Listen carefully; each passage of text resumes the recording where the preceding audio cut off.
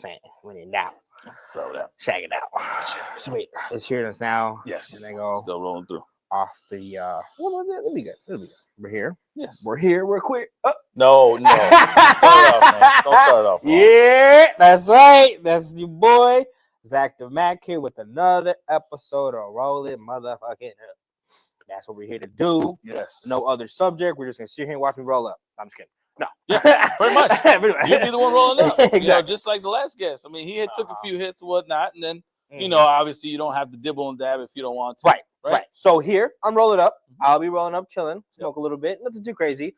Again, this is about the second guest I've had where they don't have to partake. Thank you. They don't want to partake. There's no, I'm not putting the gun to you against your head saying, you know, hit this shit right here. No. Take this shit right now. Right. This is completely voluntary to come on. So with that being said, my guest today is the one and only familiar face of, you know, roll it up, the guy behind the camera 9 times out of 10. Pretty much.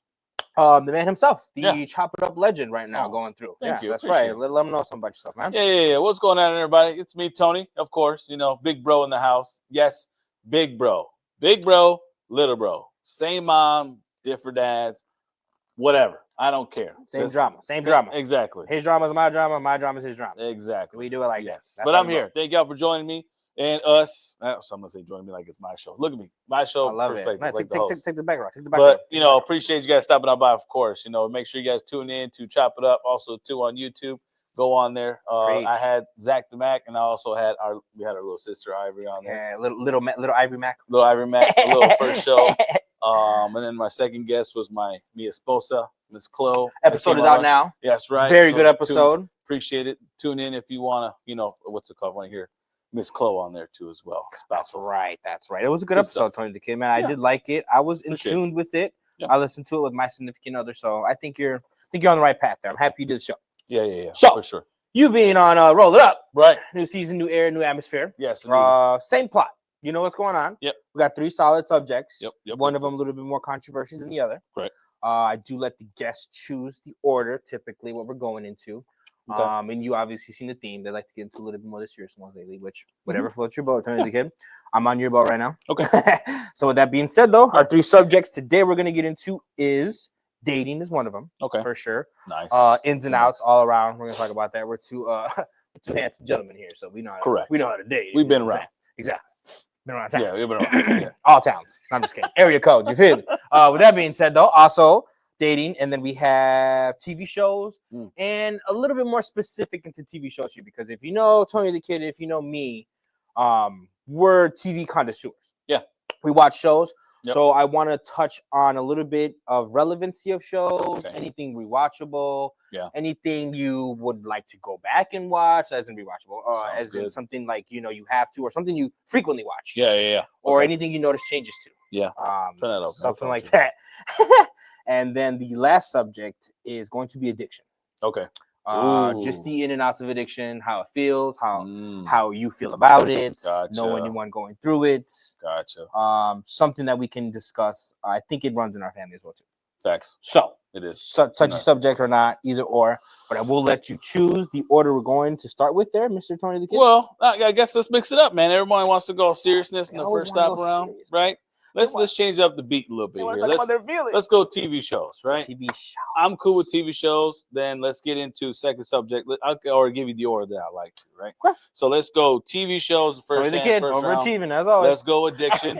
Let's go addiction second round, and let's dabble into dating at the end, right? Okay. Let's do dating afterwards. Okay. Close it with a little positive dating right there. Exactly. Because we can close it with a positive attitude at that point. You know? And I think it kind of coordinates when you go into it when it comes to addiction, because if you're dating someone who's dealing with the addiction part of things, it can be very complicated. You must have done this podcast thing before, huh? I did with that. You know, a few. I've been around. Got my feet wet a little bit. Yeah. You know, produced the show or two. You see my name around there quite a bit. You see my face sometimes. You know, it is what it is. But let's go TV shows. Okay. So yeah, what's the first question on TV shows, man? Actually, I'm gonna put you on the spotlight right now. Yeah. First of all, TV shows. How did you feel about Shameless? That's good. You know, if you guys haven't seen it, man, Shameless is on Netflix at the moment. I'm not too sure if it'll be on there. Always on Netflix, bro. But it'll be off soon. Yeah, you know, it goes through, obviously, rotations and stuff. But Shameless, of course. Man, I would have to say it was. You've been bugging me for so many. I think after the series came out and stuff Let them know. for quite some time I for was me to on your watch it. Yeah, you should watch it. You should watch it. You should watch it. Right. And it was a time where I was like, I watched everything. I caught up with everything with Marvel. I caught up with DC. Yeah. Everything with freaking. I rewatched Friends. I had to get done watching. So I'm like, okay, new series on the mix. I don't know what to put on. So guess what? I'm like, you know what? Let me put on Shameless. Let me give this TV series a try, and all of it's on Netflix, so it's more or less 12 seasons, man. I could definitely just run it through like a marathon and be straight with it, right? Oh my God! And when Tony the Kid says he runs through things, yes, this guy was calling me once a week. That's saying he was on a new season. I was like, Jesus Christ, yo, like, bro, how fast are you watching this? I watch it. I watch it when I work out. I watch it while I'm a person too now. Like I kind of change up the mode. You take binge watching though to the next level. Exactly, I really do. It's more like a bender watch. Correct. If I'm driving to work and driving from work, I'm putting it on. Okay. We don't indulge in driving and watching shows. Yeah, well, okay. You don't have to, but I'm also the type of person who can hear it. I don't always have to watch it per se. I am like that too, though. Okay. If I put something on, I can clean and like still be in tune. Yep. And still know like the character that's talking, still know what's going on. Like like something's going on. You're like, oh, hold on, I gotta tune in. Exactly. Like something. Take a pause. I gotta go real quick. Yeah, like hold on, I gotta watch this stuff. Yep. So you did though like the storyline of the show. Storyline was phenomenal. I think it was really good that it resonated with the older sister, Fiona. Fiona. I got you on the name. And man, Fiona is amazing. I'm like watching her lifestyle and have her run it through the whole series and stuff was. I mean, she was a big third part, and she was. This is a spoiler a little bit here, guys. Oh, man, Shameless is a great show, but old show. Definitely spoil it for him. At the last season, the sister leaves. Right, the last season they filmed. No, last one. It was definitely the last one. You got me confused with the last two. No, she wasn't in the last 2 seasons. She wasn't in the last. Fiona was not fifth. You're right. It went through 7 seasons. Fiona wasn't in the last 2 seasons. Look at me. See there, you're right. She left. Yeah, she left, and then they had her call the season premiere. Yeah. At Debbie's phone number. You're right. And that was it. That was the last time you seen her, heard of her, even. Yeah. And that's my thing. I think it was watching the series without her in it. It really did do a different beat to it. But it also made more sense to why it was time for her to leave, because how the story was told, it was more or less of like it's her evolution in the sense of changing who she is and what she wants. She realized I think in the plot of the story, I think it was great for her to take a step back because they were all getting older, and I mean, the root of it is Debbie did have the baby. Yeah. And you saw that the season before she left, she approached Fiona with, what are your plans? What are you going to do? What's the baby's name? Franny. Franny's getting older, and she's going to need her own space. And, I don't want to share a room with her till she's like 15, so what's your plan? You know what I'm saying? Correct. And Fiona was, she was drinking a lot. So she was like, I don't got a fucking plan. Shit, live. Yeah. That's what she's trying to do. So I think it did take a good, step. It was a good time for Fiona to take a step back. And I think it was a perfect time for Lip to step up. Yeah. Oh man, Lip was. I told you this. He's my favorite character in there. Oh yeah, the kid. He is. And he was, and that's how you kind of see it as the solid brother, right? Oh. You look at it as like the older sibling in a sense feels that hence of the responsibility to make sure everyone is good, everyone's cool, everyone's all straight, everyone's situated, right? And then it's like even then you're kind of trying to help the second older brother in the sense, or the second oldest, to get ready, to kind of be ready for the next step. When I disappear and I go missing, hence you may end up having to be the person to kind of hold everything down, right? I think, and the way their family was run, I'll be honest, man, it just felt too similar to our family. Dude, that's why I wanted you to watch the show so much, because I felt that there was so much similarities, even though the family was bigger than ours. Yeah. The situations that aroused, they were put in, that they went through and that they overcame. I just had so much similarities with it, and I just connected with the show so much that I just was like the amount of emotion that I put into the show. Yep. Ever since the first time watching it, I think I watched Shameless about 4 times. I ain't gonna stop 4 times all the way through. I had to take a break, but I'm due for the second. I'm due for the second run. I think it's a show that you got to watch 1 or 2 times though. Yeah. I do. That 3 or 4 is like extra for sure. That's just like a friends thing for me. Like, but 1 or 2 just to catch what you missed the first time. Yeah. Because it is one of those shows. When you double back and watch some stuff, you're gonna look like, oh wow, like they knew all along, like something was going on all along. And And yeah, all the way through, I think it was really awesome, and I'm really happy that you watched it though, because yeah, the similarities I think to our family and just to the struggles though to day-to-day people. The fact that it takes place in Chicago, and you're dealing with an average Chicago family that just has to overcome a lot of stuff, and even a Caucasian family, and they're still dealing with adversity in a way. It's weird. It's so like in a way they're still dealing with it, you know. And it was very weird to kind of watch that part too as well, because it's like you're right. It's a Caucasian family struggling. And let's be honest, watching comedians, watching other TV shows, watching life in general, it always felt like the Caucasians had it best, right? They have an easy go around. Well, there are some families that don't have that same, luxury per se that goes through it, right? Mean, this family was a family that shopped at Big and Saves, and they shopped at Aldi, and they shopped at corner stores, and they sold what they had to sell in order. Yeah, they hustled. You know what I'm saying? Like not illegal stuff. They hustled like handmade. Like Fiona had 3 jobs or something like that, or whatever, just to get chummy money. Like if you notice when Lip was younger, like he would read the paper for like missing stuff. Like remember when the water heater went out like early in the season? He was hitting up people for just water heaters. And what they would go steal it when somebody's broke down, and it's because he knew how to fix it. Exactly. So he could fix it because it's an easy fix for him rather than spend $500 for a new water heater where you could just fix that old one, and make it last till the year. That's just the little things like that goes a long way, I think. And it's just the way they had the hands to survive in the part. And also too, I think what really caught my attention was the little things that they were able to get. It was the appreciation out of it, and they made it feel like as if we're rich all over now, right? When they had that whole thing with the meat truck, and then all of a sudden they got a bunch of meat and stuff, and they went barbecuing. They made that whole that episode feel like it was. They fed Southside. Yeah, they had a freaking barbecue like that. Like, fed the Southside. It was a blackout, and they said, "Hey, listen, if we're not gonna, power's out. There's nothing to do. We can't do anything. Why not? We got all this meat. We got to cook. Cookout. Let's go. If you know anybody from honestly anywhere, it's a cookout. You could come get some. Right? You could say down south maybe, but honestly anywhere good weather. It's a good weather. Yeah. Cookout. When in doubt, cook it out. Exactly. Grill it out, cook it out. So that iconic episodes like that, though, I do love. It really was, and it felt good, and I think that's also too. But I'm not gonna lie, I think even Chloe can kind of have a testament to this. Watching some of those episodes, and kind of going through that, it kind of.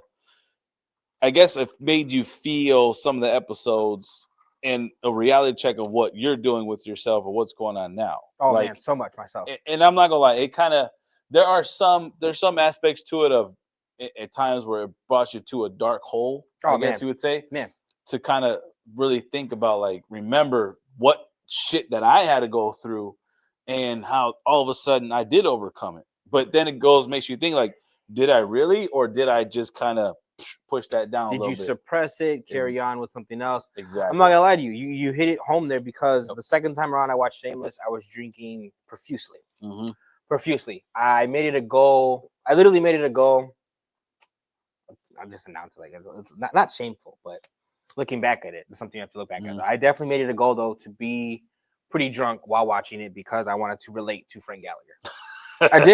I did. When I got into the show so much, I was like, I was just like, if I think I have a problem, look at somebody like Frank Gallagher. Yeah. You know what I'm saying? If I can't handle my shit, then I shouldn't be doing shit. Right. You know what I'm saying? And if I can't make it like Frank's making it, Frank's making it happen. Yeah. He's making it happen. I mean, it was weird. It may not be your goal, Dad, but definitely not the dad of the year. Right. And the crazy thing is, when you're watching it too, you would think oh, he's gonna turn his life around. He's finally gonna stop being a dumbass and fix the shit that you. And it's also too, I think it's the little kid in us of saying, we want that parent to finally realize, want him to step up. Yeah, step it up better. Finally. Want him to do better. You don't see your kids are surviving on themselves. And all you did was just supply the birth of them. In a sense, and he'll let them know. Exactly, he'll let them know that. And it's crazy, but it's also crazy how, when he has his moments of recognizing who's who and what they do, he's on it. It's impressive in a way, right? It's almost impressive. Fiona, you only do this because of this, this, and this. Oh, Liv, you do this because of this, this, and this. What, you've always been this way, but of course, I never. He had his lows way more than he had his highs. Though. Yeah. He did that. But when he had his highs, you did want to praise him in a way because Mhm. it shows some like, hey, you are human. You can be a father in a way. Right. But the lows though, Were really you low. did hate him. And he You even did played hate him. tricks and dirty maneuvers on man. his kids. My favorite thing he did, I like one of my favorite episodes is I hate it because he ruined Fiona's wedding. Oh my god! But when he got back at the husband though, when he snuck in through the vent, yes, pissed in his shoes, Oh. put his toothbrush in his ass. Oh my god! At least standing him at the bed and was like, I wish, bro, like, you can't man. fuck with Frank, bro. No. You can't fuck with him. He was like a freak. He's like Oh, a rat. man. Just that a don't. snake, a Slytherin. Just I would say a rat that just goes in and fucks and shits. Shits and pisses everywhere, basically. Yeah, shit and fuck. You're So right. that's He's pretty much fucking. what he He was doing. got 7 kids. Oh He's my fucking everything. Yeah, he is. Just And the crazy thing is, he was able to get some like throughout the series too. I'm like, come on, profusely all the time.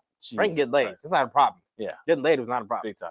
But let's be honest, he also got he got manhandled by that super clean chick or whatever. Talking about Remember, he gave all the teacher staffs. What did he give them? Chlamydia or something like something, gonorrhea. Some venereal disease. Yeah, some venereal disease where everyone had to get tested. He couldn't go nowhere, and everyone had to be hooked up to the IV and some They're shit. in quarantine. They were in quarantine, bro, because of him. and then that ass, it was everybody. It was like, who was it? All the Frank. Yup. That guy. That's what I'm saying. He can be. Yeah. That was intense. That's intense. Yeah, that guy. He can shift the room. But Shameless overall. Yeah, it was a loving show. I'm really glad you watched it. Yeah. I'm even glad you're thinking of Around too. That's good. Yeah, I am. Check it out. It's good. Kind of want to see it around too. Things like that. I think iconic shows. Obviously, me and you watch all the time. Yep. Friends. Honestly, I'm gonna put it this way. Yep. Martin. I actually personally watched all seasons all the way through. Like not too long ago for the first time. Oh, really? Yeah, dude. Okay. I'm not gonna lie, and that's because of you, because of the app you have on. It was originally Voodoo, but it's Yes. now Fandango. Hey, shout out to Fandango. So Shout out to Fandango. I think they bought it out. It's an app basically where you can go on and you can purchase these digital copies and they'll be yours. Kind of like what you do on YouTube TV. You can purchase your movie or a bundle Amazon Prime. package, if you will. Exactly. Yeah. So on there, it's a different app, and you can watch it. And basically, what it was used for is you buy the movie, buy the hard copy in the movie theater, scan the barcode, you got the digital copy too as well. Simple. But Easy. now it's like it's open, so you just buy and get it from there. So series wise, right? Yeah. Martin's one of them. Fresh Prince of Bel Air. Friends. So what happened was I had watched it. I started it, at Mom's. Yeah. I started like season 1. I ran through it, and I was like, leaving there, I was like, I never sat and watched Martin all the way. Hilarious. Season 1 through season the end, and I was like, I've never done that. So I went back. Shout out to Peacock too. Shout out to Fandango, but shout out to Peacock. They had everything on Peacock. I put it on there and fell in I already loved it. Yeah. But just fell in love with the storyline of it, and I was just like, bro, like this is something that we grew up on. Like that is such an iconic show for just our family in general. Yep. You, I, mom, even father, like. That's something we could put on and just like genuinely laugh. Exactly. The comedy of it comes out of it. It's like that was my type of comedy in front of people. Like when I wanted to hang out and stuff, that comedy kind of resonated, came out. It really did. I didn't notice it, but like a lot of the joking aneurysms. Yep. I think it just resonates from Martin too. Correct. Because I was watching something and I was just like, yo, I used to do that shit. I was like, yo, I act like that. Like all goofy, dress up as a character and just try to do not some only the character, shit. I love him, Martin. He ain't never taken nothing from nobody. Nope. And I love the little. Who you talking to? That's when you know Martin. See, he looking around the room like, who you talking to? You my friend, right? And like, I love that. Like, I get that from Martin myself because like you can joke around all day long, but when somebody hits that button, you look around, you just like self-check, room check, you're like, get out. Right. He's never afraid to tell someone to get out. Get to stepping. And he's kicked out his girl, Gina. He's kicked out Tommy, Cole, Pam. More than millions of times. Famous people, yes. Neighbor, Biggie Tyson, he had on there. Well, Snoop Dogg. Remember they had that they were hosting the Quinte or the wedding. Yeah. He was like, "Oh yeah, no, baby, this is great." He was like, "Yeah." Open the door. He was like, "Everybody, get the step." He said, "No, the party ain't over. It just ain't happening here." That's where I got. You ain't gotta go home, but you gotta get up out of here. Get the hell up out of here. And then especially when they watch that Tyson fight and they're all like partying. He was salty. And he's like, "No, baby, I'm trying to watch this." And it's very similar to how we live our lives now. Like if the man is sitting there trying to enjoy something and all of a sudden I need something. Like, so you're like, all right, you gotta go attend to it. Not even the fight. It was, remember, because he was a Detroit fan. Yeah. So they were watching the Pistons game, and Gina would come and bug him. I related to me and my girl. Like, Yeah. well, I'm just trying to watch the game, babe. Like, Yeah. just let me Focus. watch the Let game. me focus. And she'd be like, nah, I just want you to come over here. And I'm like, no. Listen, everything's cute and all, but if I don't watch this game, shit's about to go down, okay? Because if I miss this fourth quarter, It's gonna God go forbid down. I miss the fourth quarter. Yeah. I can take a prolapse, you know what I'm saying? I can miss the first quarter Mhm. in order to make up and watch fourth, but like Right. I think that resonates some of it too, because sports, I'm definitely watching. I gotta watch Facts. it. And Martin was like that because even in the 90s though, Mhm. there was that vibe, you know what I'm saying? Of like, Oh yeah. you go to work, you do what you gotta do. And if you really think of Martin's apartment, bro, I analyzed this shit for real. Mhm. All he had was a TV and the cassette. Couch. And the cassette tape in the back, remember? Oh yeah, Cassette player. true. That was their entertainment. And then the couch. Exactly. But if the cassette, because I remember when it got stolen, that was a great, you know what I'm saying? That was a good episode. yeah, it wasn't from Brubman, right? No. Brubman ain't borrowed It that. was it was Method Man. Remember? That's right. Method Man came in, he scoped out the crib, Yeah. and he stole He everything. did end up being the thief. He was a neighborhood or whatever. He was going Yeah. through a lot of places. It You're was right. Method Man. Shout out Yes. to Wu-Tang. Woo. But And then you had Area Spears. That's where Area Spears got his run or whatever.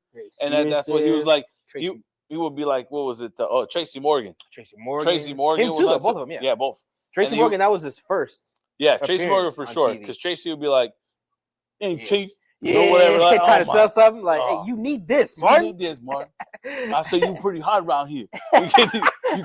You get these pigeons right here. I'll put for $5. Tracy $5. Morgan was Oh, my great, God. yo. And then Brubman was my guy. Bro, Why man. the fuck? Every time he would come in, his clothes would get tighter, Bro. tighter I was thinking until the same thing. I was till- like, was it not me? Or did he get more swole?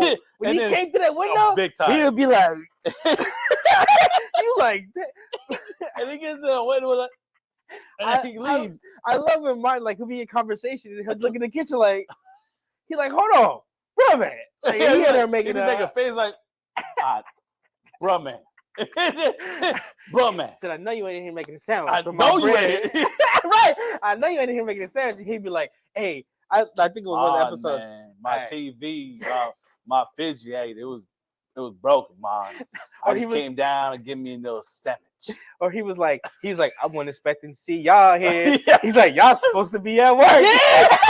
Like, what? Oh, you know I'm gonna be So at you work. done this before? He's like, I just came down to watch my TV, man. My shows. Gotta get my Ricky Lake on, right? Like, bro, man, what are you watching? He's like, Miles be tripping. So I'm just trying to chill. Trying to Like- chill. Hey, but you can catch me on the fifth floor. Right. And then the fifth floor He thing. definitely Like, was come the on, man. fifth floor. It was phenomenal. It was dead ass phenomenal. Martin. And even the relationship Great. between him and Gina also too was hilarious because I think it was when they first started dating and they wanted to announce that they were actually dating each Oh other my per gosh, se. Yeah. And she's like, if you ain't gonna do it, I'm gonna leave. Then he's all like, you gonna ultimatum me? Then get out, get the step He in was in like, the bedroom. "Bah." He was like, bah. Yeah. And then he lays down trying to be all extra cool. Gina's about to go, Gina, no. And then, He's like, baby, no, baby, no. it's like that's pretty much how men can be sometimes when It they're women was- it trying was to a- or whatever. It was adorable to watch the relationship overall. Yeah, marriage too. When they I got thought married exactly. finally. I thought the marriage when he finally proposed, and he had the famous singer sing. And Brian then, McKnight, fool. Yes, exactly. I would hope you guys remember This that. guy. No, that was before my time. A little bit. A Oh, little bit. yeah. A little bit. Just a little bit. You know, it was a little bit before my time. That's Just my a little dude. bit. Brian McKnight, come Yeah. on. You know who Then put me on that they one? had- Grandma. okay, shout out to Yeah. them. Nice, shout out to that. Mhm. Then they had, they had that breakup. They had the Yeah. different apartment situation. Mhm. And overall, watching it all the way through, I love how they ended with the Yeah. whole California moving thing. They just Yeah. kind of made it seem like, look, Martin shit done to Detroit, everything's going to California, And they had to, which is 'cause nothing wrong with it. Yeah, If you remember that the Mhm. last season, Gina wasn't present during the last season. yeah, she didn't really care to. She was not to care to. She was just moving on with her career. She just had. If you don't remember, see, now I got to teach you now. Well, no, see, I've heard. I just don't believe the allegations that Martin was on her like that. He was harassing her. Well, the allegations didn't necessarily come from other people. It came from her. So that's the thing, and it's cool that they don't want to bring this up right now because obviously they made amends. They worked things out. They They works in relevant. they kind of calm things how they are and stuff like that. And at this point, that's what helped with the reunion because a lot of Yeah. people were questioning like, well, how are y'all gonna do a reunion with all this? Like, what happened? And during their promo run and stuff like that, their advertising run, you know, they're like, listen, we don't want to dibble dabble into all that. We've everything is cool. We good. We don't have to worry about none of that stuff. It's all right, type of deal. Right. But during that last season, that's what happened. Gina, you know, there were some things going on in the back end where either, you know, Martin allegedly, right? You know, Martin was making some advances, a little inappropriate stuff, buying flowers, not, you know, paying attention that she was in the relationship at the moment. And obviously she didn't feel comfortable. She felt attacked and she decided to step away or whatever. Right. And then I think the alleged part would be the restraining order type of situation. Right. I think there was something in that. But that's what I'm saying. That's what I've heard as well. And allegedly, there was a restraining order. And again, they had to have a conversation between Martin and Gina when it came down to the reunion part. Martin could never have done that reunion had they not had that conversation. It wouldn't have, yeah. So they did. You can't have the reunion without Gina. Yeah, you really can't. So Martin has to sit down and think about that too. Exactly. So they made amends. They said it. They made amends. They appreciated the amends, and they, you know, obviously it was the different time back then. Things were, you know, feelings and things were a lot of things were different in the 90s, man. God, a lot of things were so much. We're finding out. Yes, a lot of stuff. Exactly. Sitcoms were different. The way you could speak to people were different. Right. The racial slurs were different. Even the economy was different. I mean, if you compare prices, Facts. we're not gonna get too depth into that right there just now. But 99-cent gas. That's how different life was. Man, there were places that weren't even charging $1. No, $1.99 maybe at some point. A dollar was like, what? $1? $1? For $1? Right. No, man, that was crazy. Come and get your gas here. Yeah, exactly. But no, that was a good series. Then you couldn't have Martin without Fresh Prince. Couldn't have Fresh Prince without Living Color, right? Or Living Single. Living Single too as well. You couldn't. Awesome, underrated show, Living Single. And I realized myself too. I started realizing like the TV shows that I was more into wasn't really the Caucasian shows. I was into. This is a good subject. Culture? This is a good subject to get with you, because I've always thought that African American sitcoms were way more entertaining than even Hispanics or a Caucasian sitcom. I feel like African American sitcoms and drama are just, I don't know if it's just relatable, but I just feel like the intensity is there though. I think because you can have a Hispanic soap opera and it's just as good. Right. It's obviously entertaining. I think it's a little bit more dramaful too. I wouldn't understand what's going on. I think especially too because of that main one at this point right now would have to be George Lopez, because that was the biggest, if not the only Hispanic sitcom that ran through our culture at that moment during our time frame. And definitely it was the right time to tell those stories for him. George Lopez was really good too. And that's why another thing watching that show made me feel like it was a relationship between me and Mom, because that's how we attack each other.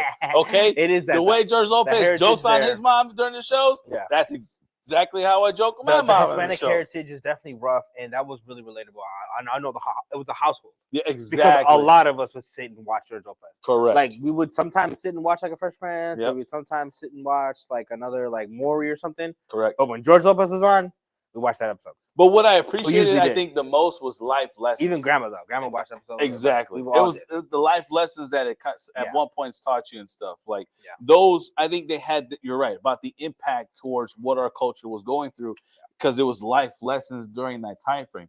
You know, dating different races between each other, having different relationships in that manner. Yeah, being able to kind of be a certain culture and trying to survive in the United States, where at the time you're not, I don't want to put racism out there per se, but being a different race of not the Caucasian norm, you were looked at or put in a different spectrum. Yeah. Right. Yeah. So that's where a lot of that stuff felt home to us. Yeah. And it felt like we can sit there and enjoy the show for what it was. And it sucked because the seasons be related. Less. Yeah. You know, and that's what I think. They suck because they were less. Like, come on, man, why you gotta put that on for? Like, I want Friends went on for 10 seasons. Yeah, freaking. It's harder to do that though. You see what I'm saying? With other shows, with other, it becomes an ethnicity thing though. Because with Friends, I feel like as being Caucasians, they were getting paid more towards the end of it because people wanted. It was a higher demand. Correct. Where other races you could see can get a little bit more stingy, as they should. But a lot of them were self-made shows, though. Correct. Like a George Lopez, right? That was all his own company. Like he went to another, platform. Martin, another situation. Correct. My Wife and Kids. My Wife You know and what I'm saying? Kids with the They were all like this was their idea, so now they're gonna put the show out there. correct. Friends was somebody else's show Yep. that was they got the cast together. Correct. If you really look at the plot line, so Yeah. it really comes down to, you know what I'm saying, it's the plot scripts that have a reasoning to be out there. Like, hey, listen, we want you guys to be on the show. You guys are gonna do this. There's gonna be at least 20 seasons guaranteed. Mm-hmm. Whereas, like, you think of a show like Martin, right? We're gonna try the show. Right. 1, 2, maybe seasons. See the feedback. Right. It's more of a risk for them. Right. And I think you look at it too between the actors and stuff. If you look at most of the sitcoms too, there was always that one key actor that rised above and went on beyond. Like you did Living Color, or Living Single.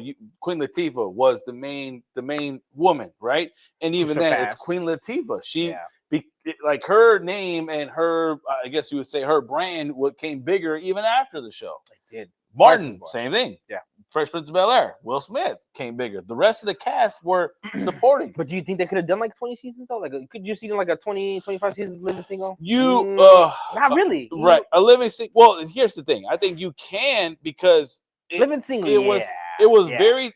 And I think this is why a lot of people have that differ between Living Single and Friends, because obviously Living Single came on first, then became Friends, and then when they were like, well, their whole plot was basically the same plot as ours. Right? It was getting compared heavily. It was in a sense, if this Friends can do 10 seasons, then why not a Living Single could do 10 seasons? Yeah. The whole relationship could be, a whole storyline as it goes. Their life story still can evolve a little bit. Easily can. They did it with Friends. It's just, I think it also has to come down to the commitment on, do you want to continue with that? Yeah. That is a higher thing. And which sucks. You kind of put yourself in a bad situation. But that's why nowadays it's like, if you're able to create it yourself and let it keep going. You don't see too many shows like that nowadays, though. Not as starting up, though. I think Blackish has been the more. Damn, Blackish? Oh, hell yeah. I didn't know you like Blackish. Oh, yeah. Okay. Chloe put me that on. Put that on me. I love Blackish. It's a big time. I want to see Growish now. I haven't fully got to get into it yet. I think it's because it's teenagers and it's college kids that irritate me as the parent just right now. Yeah. So I'm like, let me wait a little bit, then I'll get into it. But this is just so you guys know, like we don't talk like I didn't even know you watched I know you like Blackish. This is Blackish. We be in tune with each other. Phenomenal. Come on, man. Come on. Fishborn was like him being on the show and stuff like being the grandpa. Good. So good. If it wasn't for him, I love the kids. I can't remember the grandma in that one. Okay, like with them two together, though, like that chemistry. The kids I love all the kids. Kids are good. Oh my god, they're so good. You got the dorky one. You got the twins. Yes, they're so good. The twins are lit as hell. They're awesome. It's such a good show. I would love to see that go like a 10 seasons. Exactly. I'd love to see that surpass what it's supposed to be, because they have a really good story plot. The vibe is just there. Everyone's in tune with each other. Right. Like to see chemistry that early on is so cool, though. I love shows like that. If they can be real life, like a Modern Family. Oh, I got into that. I finished that one too. Recently. Modern Family is amazing. Awesome. The chemistry you saw early on. Yeah. They were there. Everyone was like tuned in. Oh my God, yes. All families, like, Correct. you know what I'm saying? All like they have their separate houses, but they all made their stories connect. Exactly. That was so cool. And like, then, stuff like that. And then they didn't have to be in the same scene all the freaking time. You can have the gay couple mixed in with the old and young girl, the wife and husband, the dad or whatever. You had those. So it's like you could have had all that stuff or whatever. It was so good. It was good. I literally loved it. Yeah. It was so good to see them connecting like that too, because the storyline obviously went over to 20 seasons. Facts. That's a show that it's almost like a Friends, because that's something, again, that was brought up to the table. But I think also had to do with a lot of Sofia Vergara. Like had she not beat her quirky accent self, then I don't think people really caught the entertainment. Honestly, with Modern Family, I think they got lucky because of the individuality of their popular. Not only Gloria though, her husband, he was still relevant. Yes, Al. I want to call him Al because obviously he was still making movies. And the husband of the main family, which one? Phil. Yes. Phil himself. Oh my God, yes. Phil himself was killing acting as a relevant actor and still doing the Modern Family dad. This is the cool thing about Phil. He's so dope. And then Phil's wife, she's a really famous actor. You know, she's a girl from freaking the Happy movie. Gilmore. Happy Gilmore. I didn't realize that until I was watching it, and then I'm sitting there looking at her. I'm like, why the hell does she look so freaking familiar? And then when they were doing the promotion for Happy Gilmore 2, then I was like, oh, that is her. So I looked back and I checked it. I was like, I did not realize that. That's crazy. Yeah, she's definitely old school. fuck, yo, she's been Yeah. out here for a while. Like that's the Facts. best part about it. Yeah. And the amount of cameos they had in Modern Family. Oh yeah. Everyone, it almost gave like a what should we call it? What's that? They had Show? that guy. No, that it played almost gave a Puma. Law and Order. Oh aspect, because you're just like, dude, if you weren't on Modern Everyone- Family, if you weren't on Modern Family, you're not acting. That was the You're not it, buddy. You're not what's new nowadays. You're not gonna be that guy. I thought it was wild as hell the amount of fucking cameos. Mm-hmm. And shocking the cameos of all people and stuff like that was freaking phenomenal. But I guess you would say with TV shows, we've been on the subject for quite some time now. So I told you that's what I was worried about. I was worried about we but can this do is that. This is what I'm saying. When we do shows, we Yeah. do really good shows. So, Good I got you. conversations. So you did say the order of the shows you want to Yeah, get into yeah. next. I'm not the shows. The subjects you want to get into next. Mhm. You want to get into a little bit of addiction. Mm-hmm. Great subject, I think. Yeah. Obviously, I brought this. And actually, we subject should up. have talked about Shameless afterwards because the addiction part of what the dad went through kind of goes into relatable to what we're gonna go talk about right now with the addiction that we kind of somewhat deal with. I mean, I can still wrap it in there because I'm a boss like that. Oh, You know what sure, I'm saying? You know how sure, that sure. works, bro. Is I do feel addiction. I'm gonna let you have that because it's your show. Yeah, exactly. No. I'm just saying because it's addiction. It does play a big role Yeah. in my personal life, though. I do think so. Yeah. I definitely drink a lot here. Obviously, here at Roll It Up, we'll be doing that's the vibe. But alcoholism is a real thing. I deal with it. I do know that I'm alcoholic. Hey, it's okay, guys. We're fine. You don't need no public service. Well, We're not too crazy on the alcoholic pizza, though. No. So I think the definition. This is okay. So let me relax you there. It's going on. Let me relax you there. For a minute. Okay. If you have to, that's fine. The definition to the alcoholic part of things, I guess you would say, is the need. I'll put it this way. I think you got to look at it as the difference between you having a drink and what, in all honesty, is our mom having a drink. Okay. There's having a drink and knowing your limit and saying I can stop right now because I know I feel a little faded right now. That's a good point. So I'm gonna chill. So I'm That's gonna a take good a pause. That's a good point. Then it's what our mom deals with addiction, where she can have one, but she just doesn't know when to stop. So her need of just keep going and going and going is there. It's that not knowing when to stop, but becomes the addiction part of things. Yes, and also, I also think that dealing with the addiction and having it, and it's not only. I don't know if it's. I guess yeah. Correct me if I'm wrong. It's not only like that you need to stop. It's more so. I think it's the craving. That's the thing of addiction. That goes into it. It's the craving because now the age that I'm at, pushing 30. I'm already 30. You're already 30, buddy. So being 30, sucker. I was realizing this late in my 20s. This is how I'm growing the subject. Sounds. Oh yeah. Noticing it late in my 20s though, it's going through classes too though. Going through the CASA classes and stuff like that. I've done the sober thing. This. I cannot smoke and I cannot drink. I've done that. Right. I'm a fluent believer in it's not only a tolerance break, it's a mental health thing. You can just having the control to be like, nah, I'm cool because I've done that. I've not smoked for a year, solid. I've not drank for a couple of years. You know what I'm saying? Yeah. But overall, I definitely do both. You know what I'm saying? Yeah. But I've noticed one thing specifically though, with alcohol, it is an itch. It is straight up. It is an addiction. It's. I don't know. I can't compare it to anything deeper. But there's days sometimes where it's a craving. Like a steak. Yeah. You crave a steak. Yeah. You just after work, you're just I'm gonna go home. I'm gonna cook a fat ass steak and I'm gonna sear it, both sides butter. You know what I'm saying? And I'm gonna savor it and I'm gonna dice it up. Maybe some A1 sauce, maybe not. Maybe just a little fresh kosher salt on top, right? It's like that with the asparagus too. But it's not even just the steak because it's one fixation. You gotta understand that. I got you. Okay. So now, not only is it just that steak though, I'm gonna indulge in the beer. But now it's that's sometimes you're that's all I want is a beer though. I don't want anything else. The craving of just being thirsty is a thing.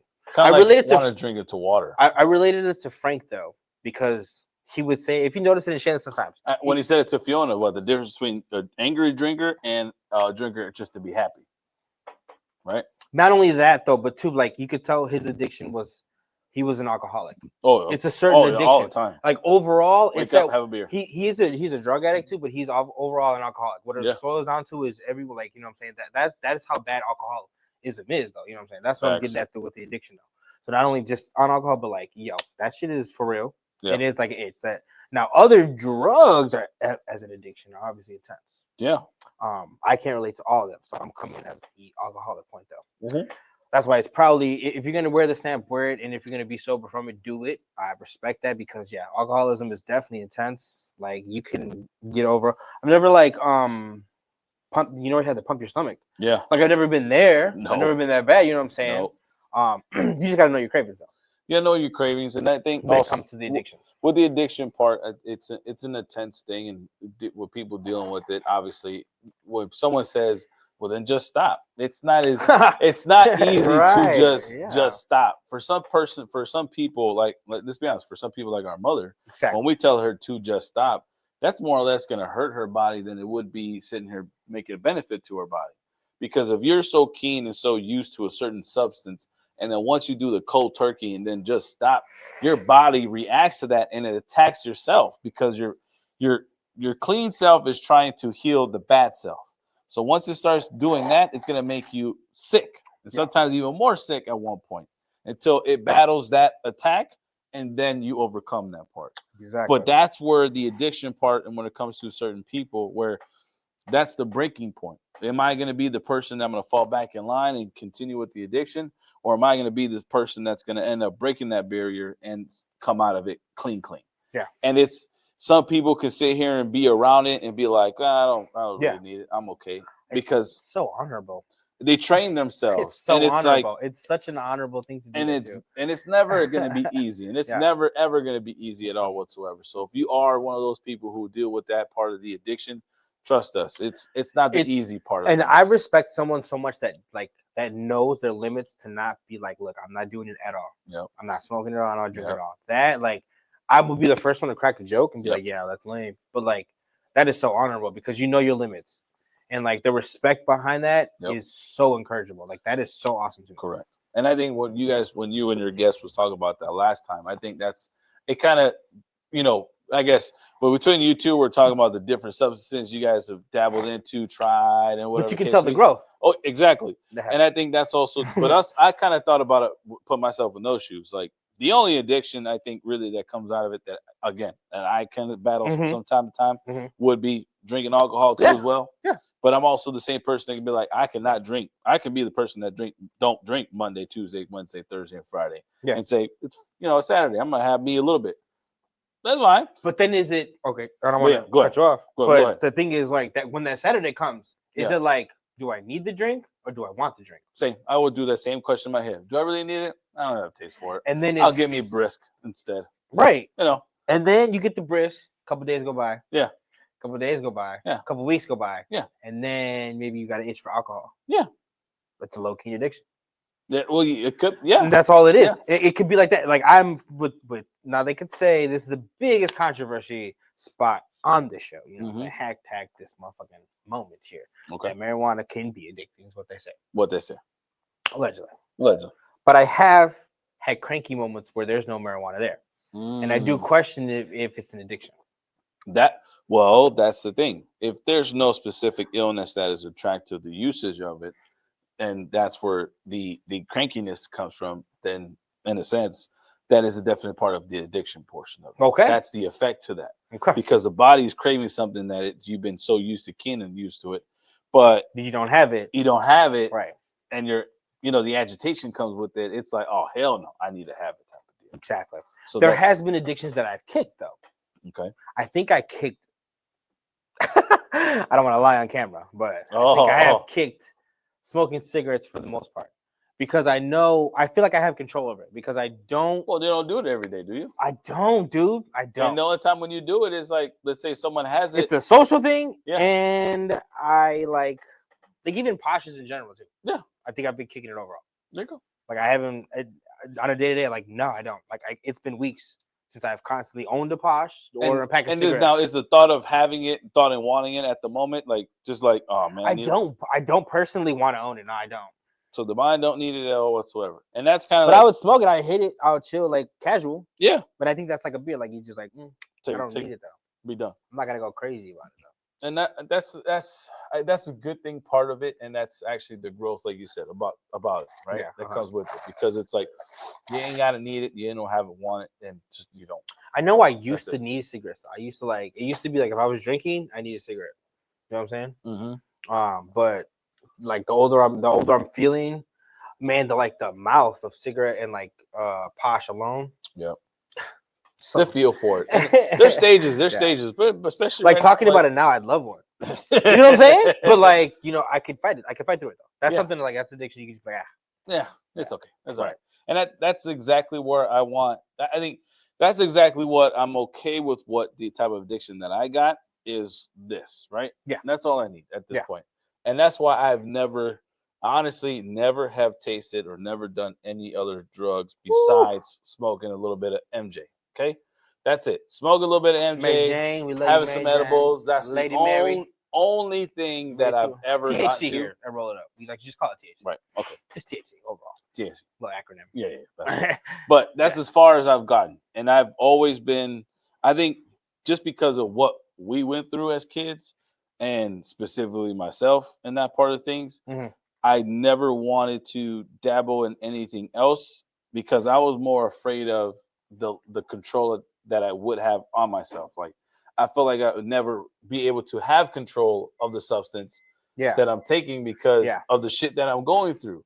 The shit that I'm going through, man, it's gonna end up being the worst for me because then at that point I'm gonna be sitting here doing this and thinking about the bullshit that I'm dealing with. Right? Well, the point of the controversial part though is Tony the Kid is, have you ever lost any of your friends in high school to an addiction?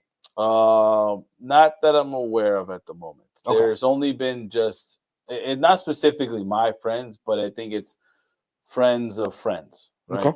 Okay. At that point, and it's not really. And I think that's where the hard part comes in because you obviously see their lifestyle and you don't see them gloating about doing the other things in a sense, right? And my question is, this is what I'm saying, is if you ever felt like you're dealing with an addiction yourself, is if you know anybody personal's addiction that's worse. You see what I'm saying? Like I've known people that if I think I got it bad, like this person just lost their life. Right. You know what I'm saying? No. So that worries me a lot. Yeah. So I did lose somebody. That were addicted to a little bit of a hardcore drug, if you will. And this person lost their life at a gas station via a violent situation. And it just that right there, like that's a shocker in my realm of like, I'm thinking of, not only was I seeing this person, like I was frequently seeing this person, like a lot, like every day, every other weekend. I mean, no, not even. It was about a weekend. It was a couple days of the week for sure. But we were texting frequently. We would talk frequently. Help this man pay a bill. He helped me pay a bill. Type of situation. Yeah. I went to school with this man. I graduated. I graduated, and he was around. You know what I'm saying? He was around, no matter what. Yeah. And he lost his life, and it sucked. I had to take a step back and look at life differently because, like, not only was I into some deep shit, but he was into way more deep shit, and he lost his life over it. Do I want to get deep into that? Like, you know what I'm saying? Do I want to indulge that deep into it? Is it that serious? You don't know. You don't know until the shit that you go through. Exactly. At that point, exactly. You really don't know until the bullshit you go through, and I think that's also a testament to just the mindset of how strong you keep your mind and how you keep your growth and keep your consistency of how you carry yourself moving forward and not falling into that the peer pressure there's a word to influenced don't want surroundings exactly you don't want to push yourself and be easy swayed into doing that stuff, consume in a sense. And you just don't, because that's exactly, it just goes back to that part. Like I've never wanted to try anything until at this point in my life. Well, because it was more or less afraid of knowing that the more I try it, the more I know I'm gonna get used to it, and it's gonna end up ending my life. The more I say it, The more I do it, the less I like it. Facts, right? Facts. So that's what's gonna be like. And I mean, and honestly, I think the other thing that kind of helped it was sitting here watching our mom dealing with addiction with alcohol. Yeah. Watching our grandmother deal with addiction with alcohol. I think those two are the two main pinnacle pieces in my life where that's where I just didn't really want to fall into that. Watching them go through that stuff that they went through and how they kind of carried themselves and how they affected my life at points and times in my life. That was like, I don't want to get to like that. I don't want to get to like that. And our uncle, let's be honest, our uncles, right? So it's like, those are definitely not the people that I want to like, in a sense, to really associate. Mm-hmm. Nor do I really want to be like. Right. So on camera, you think it's like, because it's a genuine question. Yeah. You think that also helped us realize what kind of drunks to be? Yes. What kind of, if we're going to be drunk, we need to hold ourselves with a certain amount of class. Exactly. If we're going to be drunk, I'm not going to be the angry drunk. I'm not going to sit here and cuss you out because you took the cup that I wanted. No. Exactly. Now, let's be honest though. Sometimes you can get a little feisty and rowdy when you have a little too much. Okay. Allegedly. Allegedly. No. Okay. There has been a as few we cracked the 40. Spoiler alert. All right. But that's where it's more or less like I realize you're the type of person also too. Like when that comes out, that's because you dibble dabble with everything. You tried everything that night, in a sense. There is a certain time in my life where you mix components. Yes. That things get crazy. Correct. Attitudes is hard to check, right? Yeah. So that's where you're like, nah. But same thing for me. I think when it comes to that part of being the drunk guy at that during that time frame of that party that we have to say, it was like, I'm not gonna be that type of drunk. I'm gonna be that type of drunk who's more. Yeah. I'm the emotional drunk. I'll be honest. I'm the emotional drunk. I'm the crier. You weren't always the emotional one though. You weren't always the. It was aggressive first. It was aggressive. You were the aggressive. I was aggressive without the drink. And then. Nah. Oh, okay. No. Come on. Now I was okay. I did drink with you when you were still correct figuring your flavor. Yeah, I can see it. You know what I'm saying? Because I did turn 21, and you were still around that time. So it's yep. We're still drinking. So there was a couple angry moments where I definitely had to look at you like, hey, chill.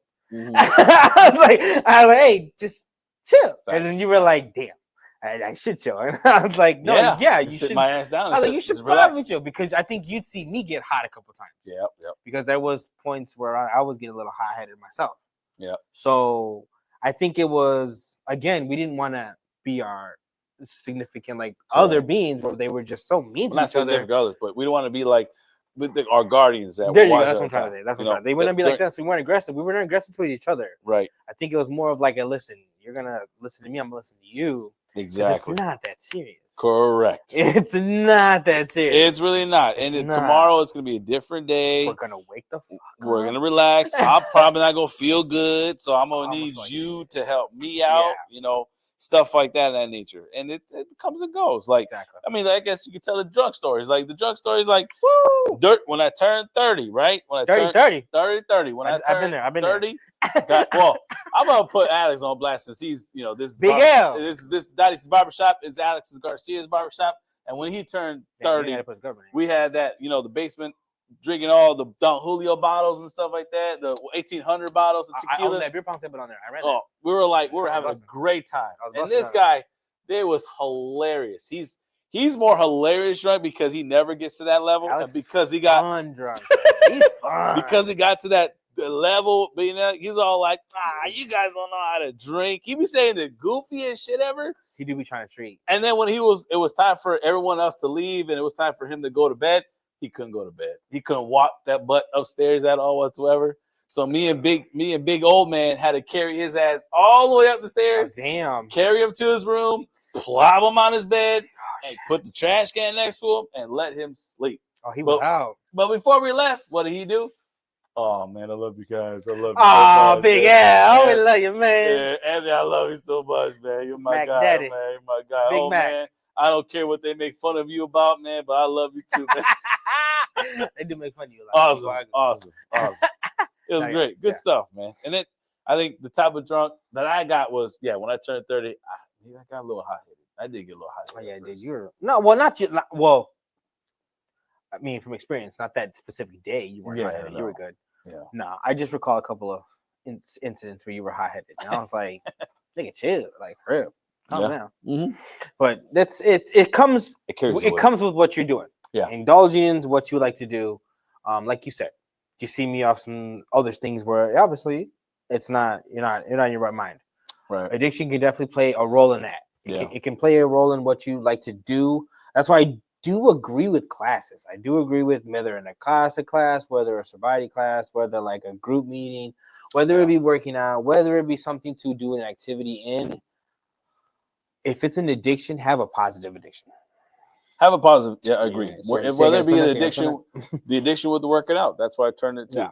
And I think that's what helps. That's what helps the flow of life, knowing that I don't need to use something else. I can use this. Addiction doesn't have to be. This will be more benefit to me, either based on my physical appearance as well as my energy level, my insight. So it's more better. And right. And let's be honest, look at Joe Rogan. Put a famous person out there. He quit drinking because of that. He's like, I don't need it.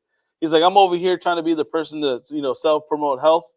And then here I am doing this, and I'm waking up all groggy and weird like some days or whatever. That's a good point. So something like that can occur. But it's more or less of just, if you are trying to defeat the addiction, and if you are one of those people who are sitting there realizing, you know what, I noticed I have been dabbling into drinking a little bit, or I have been dabbling into smoking, all that kind of stuff. The first thing too is to find that person of help. First off, you got to make sure you mentally want to change, because if you don't want to change, then all that help that people are going to give you, you got to be I do believe it's easier when you want to, because like I said, I've stopped like smoking, and it's not because I had to. Like there was one point where smoking, like, it gave me anxiety. I was just straight having anxiety. Like I would just get high. I'm just like wired. Like, yeah, bro. Like I just like weird, like shit's wrong, but nothing's wrong. Like right. But nothing's wrong. That animal's not right, man. Yeah. That cat looked at me funny. Hey, you work with feds? Like, just fucking weird. Like the fish tank would bug me out. I'd be like, yo, the fish will bug you out? The fish tank, like the lights, like I was like, it's weird. Like, like man, is this the government? You don't hear that shit? Like, you don't hear that shit? You don't hear that? Hey, be like Ice Cube and Friday, like hearing the dogs barking, like, you hear that? Type shit. Ain't no fucking dogs around here. I had to stop smoking. I was like, nah, I'm taking a break. I was just like, nah, I'm just gonna take a break. And like I would pass. I'd be like, nah, I'm past. I'm good. They'd be like, what? What the fuck? But that's what happens when it comes to limitations. Know what you're doing. Limitations. Seek help. Find a consistency. Well, get the consistency of the positive act that you're trying to do to break that addiction. Exactly. That's where it keys into, and I think that's what helped with me, because Pops over here, I think the consistency of him being the working man in a sense and knowing what he needed to do. Oh my God. That's where for me, I like, okay, if Pops can do that, I think that's where I gotta learn that attitude aspect of it, because that's a positive influence. Exactly. You're looking for a positive influence in your life. And I think it's tough though. If you gotta want to, if you want to throw a mother into the mix of it, you gotta want to be sober. You gotta want to stop and sober up. Some people don't. The addiction is hard. But wanting is the big key. It's literally that simple. It sounds complicated, but it is. If you want it, you'll pursue it. Exactly. Just like if you want to go to the liquor store, you're gonna go. If you want to not go to the liquor store, you'll find something else to occupy you, right? Yep. Or wrong. Right. Are these ass cheeks, bro? Those are ass cheeks. I'm over here like I've been looking at this goddamn package for the good minute, and I'm like, I see it upside down. I'm over here like, what the fuck is this? Got weed on the booty. But I see hair. I thought this was hair at first, so I thought it was a cheek. And I'm over here like, well, that's a cheek, all right, but it's an ass cheek. Come on, there's a good promotion here with this stuff. You know what I mean? We're working. I'm all right. I'm putting them together. That's fine. That's cool. Gotcha. That's a good butt cheek. Going on last subject. That being said, dating. It's definitely going to be the last subject we're getting into. Man, fine. Ready for the last subject? Already? Yeah, I mean, it's that time. You know, we're going to get into it though. I think we covered enough with addiction. It's a situation that is still relevant throughout the world. It has to be dealt with. Yeah. Addiction is real. So, dating obviously is a subject. I think in both of our lives right now is pretty obviously relevant. It's relevant in our lives. Let's put Relevant. it that way. It's relevant in our lives for sure, but it's also Because it's not important. dating though. Yeah, it's not dating because we're above that right now. Right. I'm engaged. You're married. Right. So it's not But dating. it's important Yeah. in our lives because, right, like Zach said, I am married, engaged, but that doesn't mean the dating part aspect of who our significant other has stopped. Not Because- saying that it's we're other people, Right. of course. No, I'm saying because like dating in general. You remember dating? Remember going to like I gotta go on a date. I gotta pull Chloe. I gotta pull her. I gotta pull Chloe. Why you gotta put your girl, man? Why you gotta put my Well, I'm girl just in your saying, well, name? okay. Don't do that. Don't Yeah, do that. Lexi, Come you know on, what I'm saying? Yeah, there you go. Lady Mac. Lady Mac. There you go. Say Lady I Mac. remember dating and trying to remember the aspect of taking her out on a date. Remember remember planning, acquiring. You know what I'm saying? This is my girl. I'm gonna snatch her. I'm You gonna gotta snatch have a gift before you take them out. Then, but also you gotta make sure you have enough funds to purchase said date or whatever. Tell the kid. Were these women not expensive? Were these women not expensive? I'm talking about you talking about mix. It wasn't just making sure you got 100 in the bank. You got to make sure you got about 500. 100? You're not going over 100. Yeah. See, you're not going nowhere on 100. You got to make sure you got to make sure you got about 5 G's, or maybe 5 G's up in the bank to make sure you take out some of these women. Some of them nice. Some of them nice. Some of them. Dating alone, I feel bad for some of the single fellas out there. Oh my God, yes. Y'all are living tough. Hey, if you can afford it, go for it. I guess you say. Buy her all the bags you can. You know what I'm saying? Do what you gotta do. Buy it, take it where you gotta go. Buy it what you need. Right. She gonna teach you right. But when you finally secure, when you secure little, a little well-being, something that you get that little ring. That's the thing I want to talk about is that ring. That is a step. That is a step of dating that becomes it's for real. Right. It's not only for real. I'm gonna buy this ring and I'm gonna sit the fuck down. Yeah, now, that's what that is. That's what is it for everybody? No, hell no. So I think it's that making that choice to kind of make that major step, right? Mm-hmm. When you make that choice to make that major step, that's where it's life changing, and you have to make sure making sure that decision of that life changing moment is basically your decision because. Mm-hmm. You can't sit there and feel pressure to do it based on signs or or people are suggesting or whatever. I was just talking to this with my fiance. Like the pressure, I never liked getting the pressure. I hated it. Yeah, I did hate it, and I never felt pressured into it. I for the record, on the record, no allegedly, I bought the ring because I could afford it and because I wanted it. Mm-hmm. I bought that ring because yes, I could afford it. I wanted it, and that's something I could do. There was no pressure. I did get jokes. I used to, when is it gonna ring? Then they ain't go. I know I did for sure. I mean, I did for sure. I know I did that for you only because it's like what I did it for you and I did it to you at times because I just knew the life that you lived and the life that you went through. Miss Lady Mac was there by your side. Facts. You know what I mean? Facts. And Lady Mac literally, it's kind of made it similar to me and Chloe because whatever the bull crap that I was going through, for some odd reason, that support was coming in. Yeah. Whether it be through friendship, whether it be through having a relationship, any of that nature, it was benefit to me to make sure I was growing, and it really more or less of an addition to my life because the good things that happen afterwards. Facts. Right. Okay, yeah. So right there was like, that's why I know for a fact I did poke a few funds, and I was like, come on, this is your. It may not be the prettiest. I mean, it was the same with me with you though. I figured that you were definitely gonna get a ring for Cindy. Yeah. And around that time, I was like, nah, you ain't gonna get the ring. Nah, you ain't gonna get the ring. And sure enough, you had the ring, and I knew you had the ring. I didn't know when you were gonna propose. Yeah, no, I didn't know. But I knew you had the ring, and I was just like, in the back of my mind, as a little brother, I was like, he finna be Mac. Oh, he finna be. That's it. I was like, that's his one and only. Yeah. And then I'm like, as a younger brother, I'm like, that's how it should be. Yeah. You taught the lesson of like, if this is a woman that you appreciate, then you value her. Correct. Simple as that. Appreciate. You know what I'm saying? So yeah, I'm glad I did that. There's levels to it, and that's why honestly, that's how I looked at it when I bought a ring myself. Mm-hmm. I was like, not only it's a symbolic thing too. Mm-hmm. It's not only like, hey, I'm gonna just get a ring. There you go. Like, but and also too with the thought process of buying it, and I think we're the type of people that if we're gonna sit here and buy something like that, and if we're gonna do this with this person, we are not the type of people to sit there and choose this, and then 10 years later decide to sit there. I'm walking away. Exactly. Yeah. You know, there are circumstances that makes the walking away happen. Mm-hmm. But for the most part, the pettiness that comes with that Oh, decision yeah. is not even a factor. Wasn't that interesting too in the thought process for Yeah. you? Because I was like once I buy this, it was like whatever argument comes, it's like it's an argument. Like that just It becomes, don't matter. Yeah, that just becomes an argument now because like I'm not walking out because we argued. We argued because I didn't wash the clothes. You wanted me to wash the clothes the way you wanted me to do that, right? Right. I'm not gonna sit there and say I'm done. I'm done. Right. No, not at all. Right. Exactly. The windows weren't washed. Yeah. Oh, so Right. it's my fault. Oh, Okay, so I'm like, I ain't shit.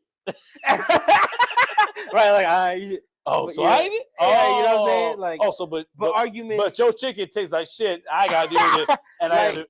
it does, honestly. Like that's what I'm saying. When it comes to dating, like if you have an argument, you're not like engaged or married. The argument is like so severe. Oh my, it's like detriment. Yeah, Because it's like to I certain- hate you, like you did that shit. I'll never talk to you again. You stupid. Get away. And like you guys don't talk for a couple days. Yeah. And But it's, when it's a you're- detriment choice. Like, oh, so you're not gonna call me. I'm not gonna call you. You're not gonna call me. Yeah, Then that means I gotta go. Like, relax. Yeah, when you're Relax. engaged or when you're married, it's like that argument happens, but then you go home and you're like, so what's for dinner? You're going to bed Yeah, together that yeah, night, yeah. and you're gonna end up waking up with that same person. Right. So that argument, either you're gonna carry it do over, you dwell? or you're going to change the atmosphere of how it's gonna be, like, because that way you'll be good to go, right? Yeah. What happens to the point where like you know something is gonna be an argument the next day, right? Yeah. But you're like, nah, I'm really not gonna drag it on now. No. But the significant other could be like, nah, like. And it's the same thing, like, you know, she's upset because of the fact that I didn't open the door this way, or I said something about her mom that she didn't agree with, and it is what it is. So then the next day, guess what I'm gonna do? I'm gonna play it off like normal. Hey babe, how's it going? I love you. How are you doing? Would you like some breakfast? I'm gonna go get some eggs. You want to make it some? off normal. So you're gonna act like nothing happened. What you said wasn't what you said. So you can talk how you want. So you can say the things you want to say and act like shit didn't matter. Okay, so now you gotta take a dial back now. I gotta get you. Something, kid, because look, we come from a controversial family. Oh my god. No, we do come from an argumentative family. Yes, we do. Arguments. I tell this to my significant other all the time. Yep. Arguments we can argue first. That's fine. We can argue first if you want. We don't have to, but that's fine. We can. Yep. Now, when the argument arises, I become the more abrupt, loud one, and encouraged and reckless, if you will. All right. Same. With the arguments being over with, low the next blow day, too. Yeah. I don't hit low blows. Oh, nah. okay, I get low blowed, but like, you know what I'm saying? I don't do low. My thing is, I take threats lightly. Like if you threaten me, it's very lightly. Like I don't take threats serious. Okay. So not only in a relationship, I've noticed that, but like in life, if someone was to threaten me, I just take it very lightly because I think actions speak louder than words. So why threaten me when you can just do it? Correct. Like don't do it. Hey, do it. Do it. Remember? Do it. Do it. like you know what I'm saying? Do it right now. Whip it out. Poof. Whip it. Whip it out. Whip it out. Let's go. No. But with that being said, though, yes, no Diddy. No Diddy. I got you. So arguments always end in usually a makeup situation. That's how it ends. Obviously, if you're arguing, there's a makeup part. Right. The makeup part becomes so beautiful, I think, in the progress of the relationship. Correct. Because when you make up sometimes with like a non-relationship person you're dating, in a dating situation that you don't know this person, you make up. It's like, oh yeah, let's go out to dinner. Like, forget last night it didn't happen. It was cute. Yeah, haha. When you make up in a relationship status, like if this is your fiance, for example, and you guys make up from a serious argument, you feel the growth in the argument because it becomes more. I acknowledge my wrong. There you go. And I'm going to acknowledge my progress. Now, I want to progress in this point because I suck at this point in the argument. I noticed that. I thought that was very interesting because going into a serious relationship, I thought that was just the vulnerability it brings. It's kind of shocking to me. Because you're just putting it all out there.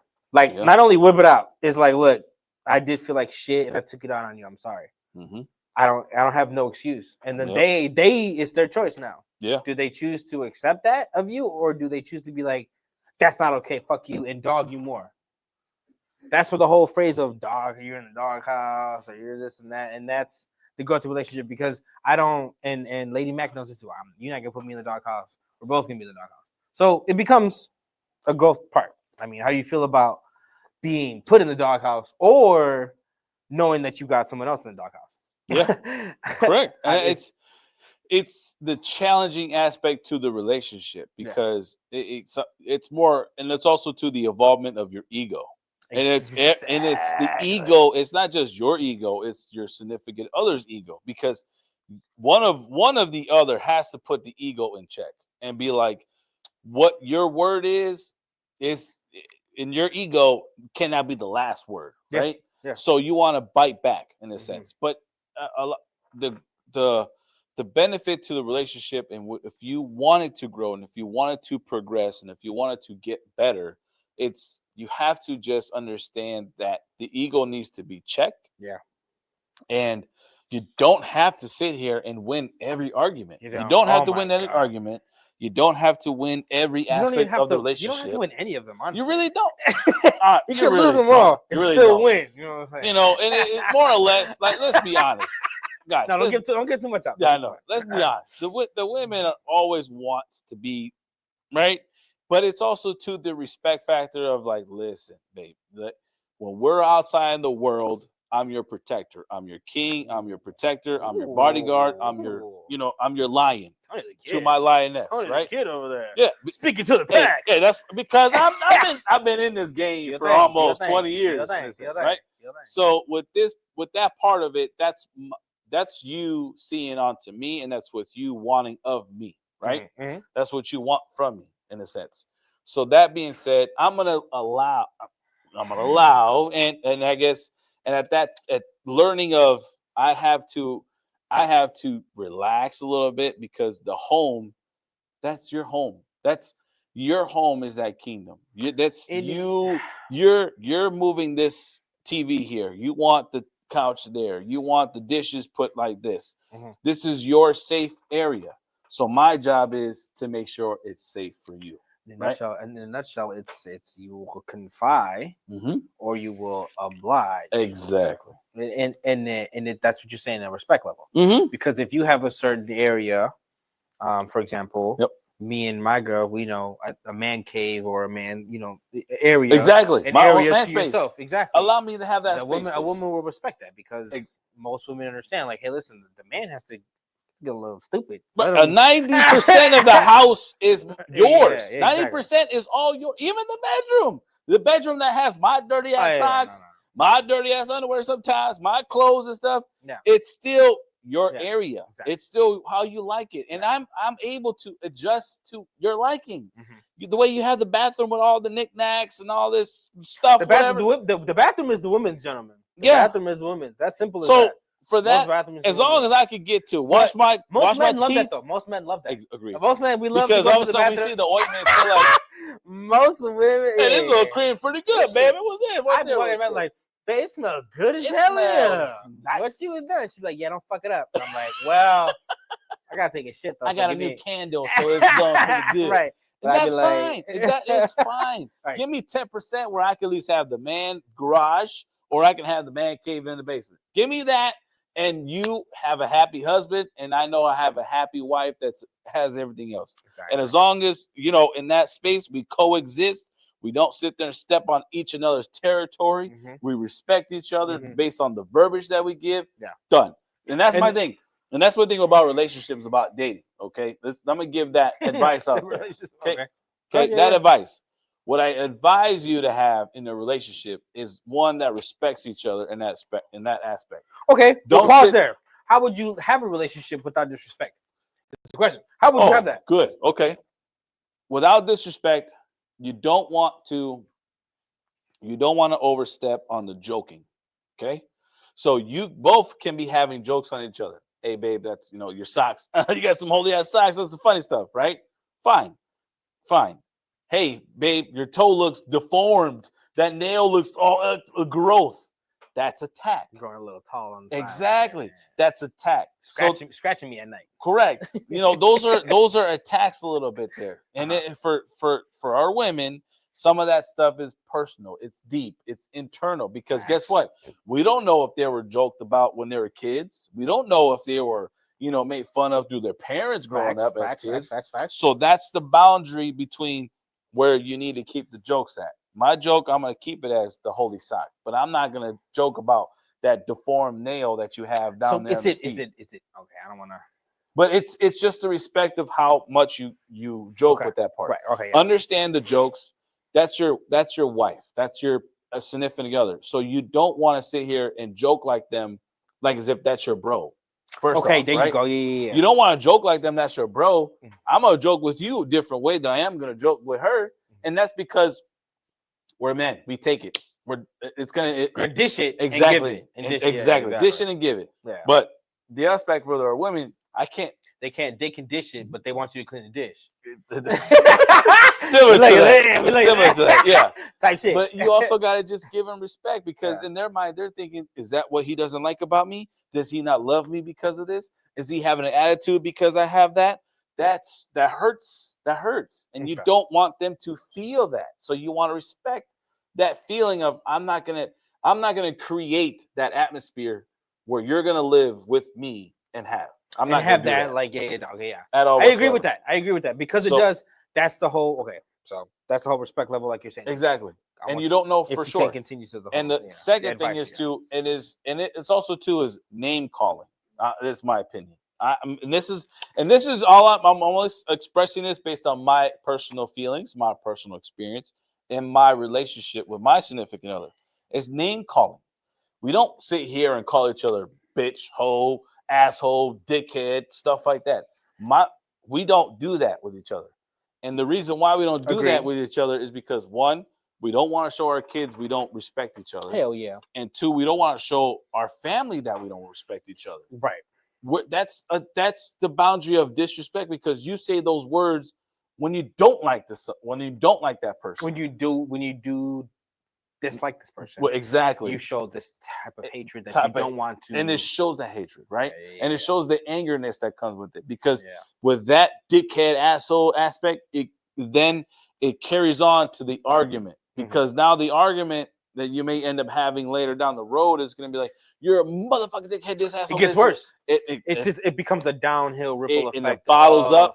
Yeah, I agree with that too. Yeah. So with that verbiage, you also have to understand that part too. Don't do that. Like you may feel like, oh man, my girl's cool because she's able to take it. She gives it. Oh, that's freaking awesome. Relax, because eventually it's gonna reach a. It's like a bottle. It reaches to the top, and then all of a sudden it overflows and it busts out. Yeah. So you don't want to do that. That's I advise not to do that because my wife and I learned that, and that's something where we're glad we don't do any longer. Right.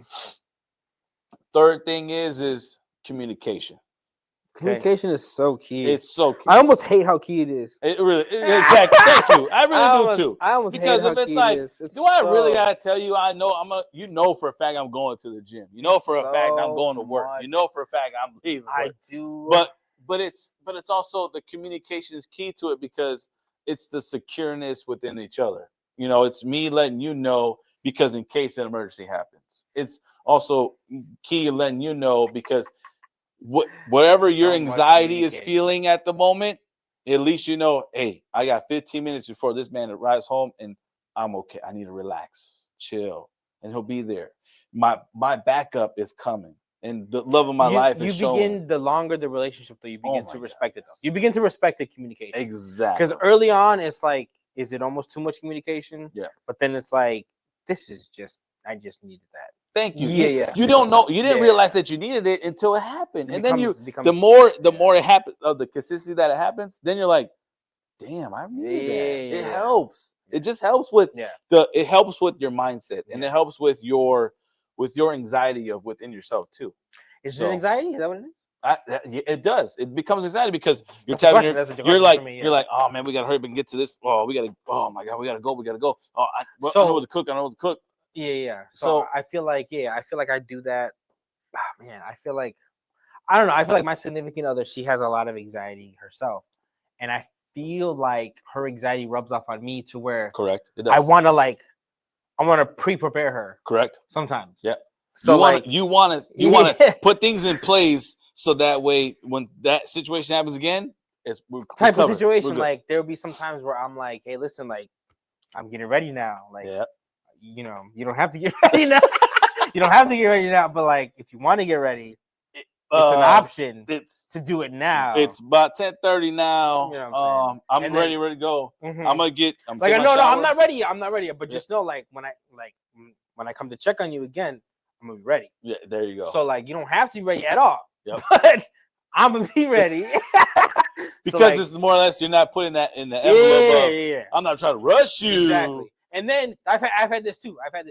So I'd be like, look, so and so is gonna be there. Yeah. Like, you know, no names. They're gonna be there at the, you know, place we're going.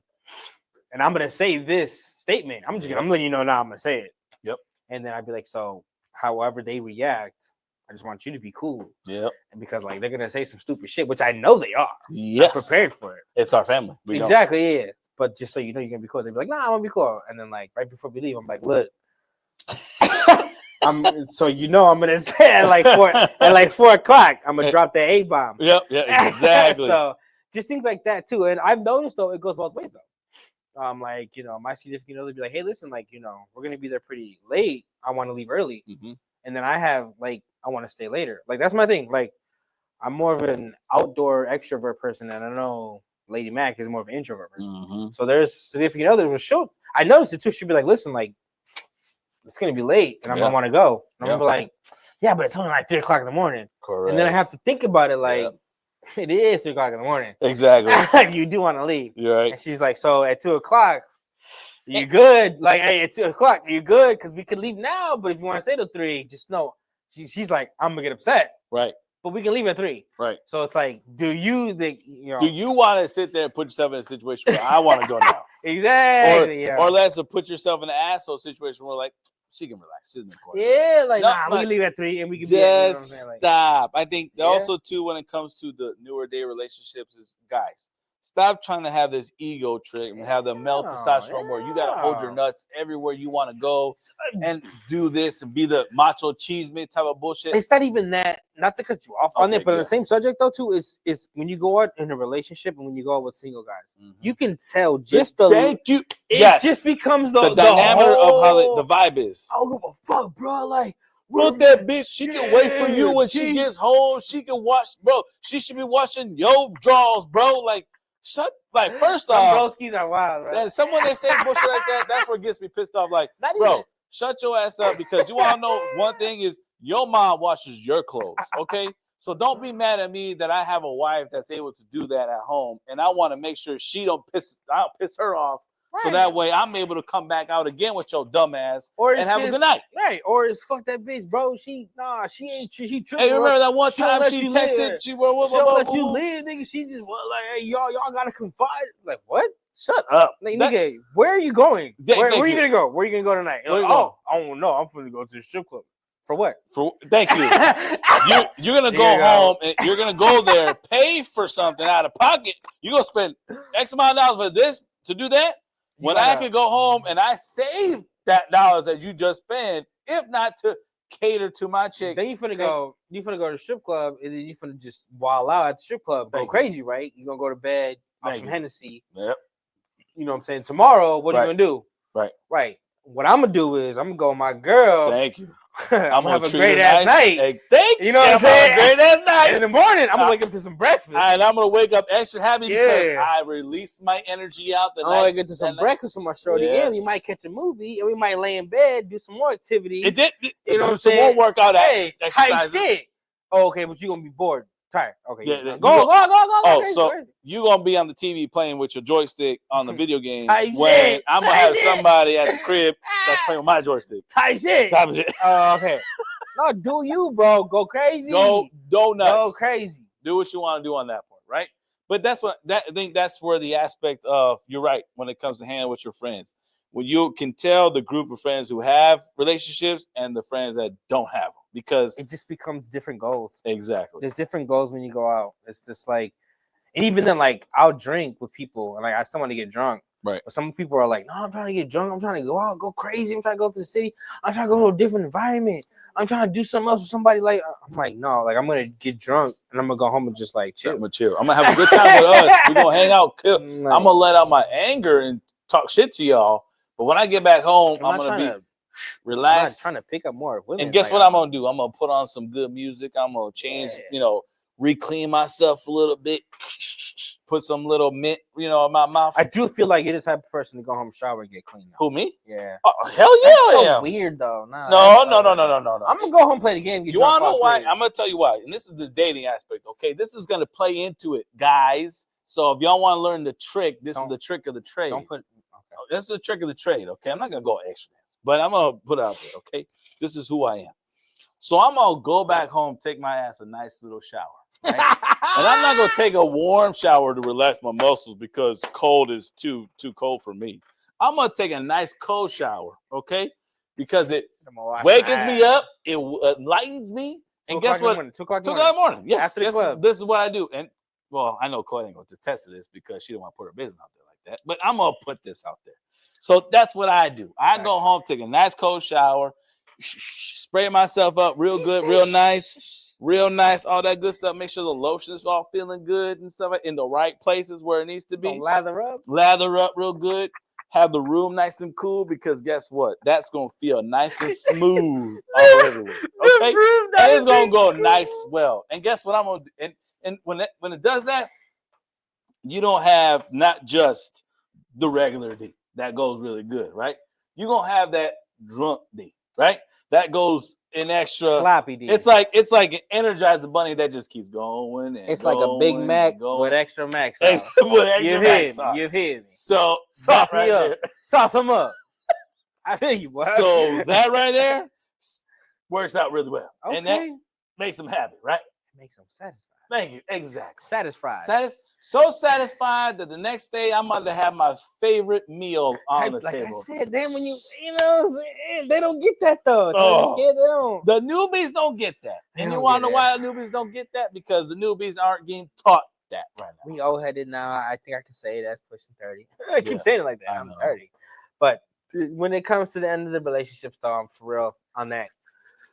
Gentlemen, if you want to be a gentleman about it, cuff them up, lady them up, do what you gotta do. And just be nice, man. If you want to date, then date, have your fun. Yes. But if you want to be in a serious dating relationship, it's about that time to, lay down. If you question, you question yourself. That's what they do. They do like this. Ladies, you can start doing this. Like the gentlemen do for the athletes out there. They do like this. They need that ring. Yeah. That being said, be nice about it. And that's the thing. Be nice about it. I think the key components to dating is respecting each other. And I just want my opinion. I just want to say this about your, because I haven't asked you about your goddamn shit. Like what is your 3 advice? What is your 3 key advice that you need to put? Nah. Well, we got time. We got the 3 advice. 3 advice. I'll put it this way. I'll let you do that part so that way we can end it that way. Okay, sorry. Before end last part of dating for my 3 advices. Yeah. On dating. I need to know. Because the people need to know on that part. Just because I gave mine, you elaborated with mine, you gotta start. I'm gonna make it short and simple, you know what I'm saying? Yes, sir. Trust, loyalty, respect. No, I'm just kidding. I'm just kidding. No, in dating though, I think overall, not to get too extra on the dating aspect though, because I do feel like dating for me, I took it very seriously, obviously, and I value a lot of the relationships I've been in. Mm-hmm. But like I did agree with some of the things you touched on was definitely communication. Yeah, I'm gonna go with that first because communication is key. Yep. Learning that and communicating, even in like a relationship when you're dating and like open relationships and stuff like that. Like I'm just saying that overall, if you're gonna choose to date someone significantly, the communication,